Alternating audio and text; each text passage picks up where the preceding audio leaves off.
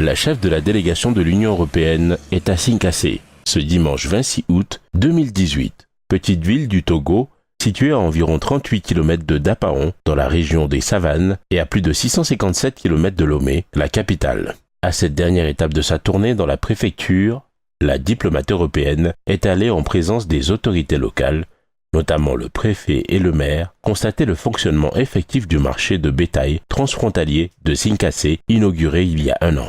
D'un coût global de 180 millions de francs CFA, ce marché qui couvre 4 hectares, composé de box et d'un parc de vaccination, est réalisé grâce au financement de la Commission de l'UEMOA et bien sûr de l'Union européenne. Je suis très satisfaite de voir que les bénéficiaires de ce marché sont très contents des actions qui ont été développées ici avec le financement de l'Union européenne. Surtout, je les ai encouragés à bien prendre soin de ces installations et de continuer à être ambitieux pour développer encore plus le marché et pour faire de meilleures affaires dans le futur.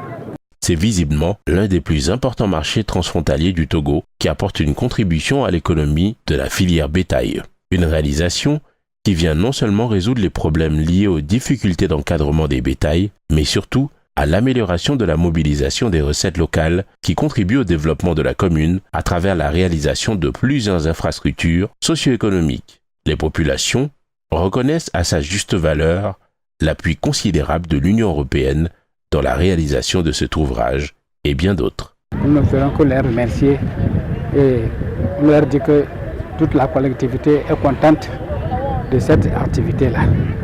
Ce qui nous a aidé à rehausser les recettes du marché.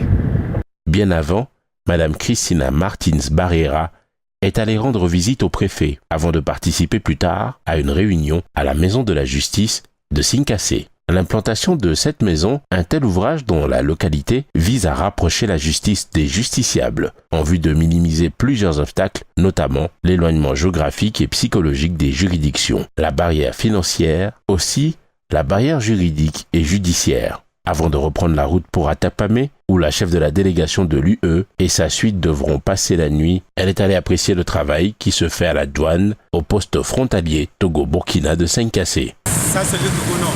Cette partie de la route, c'est le Togo.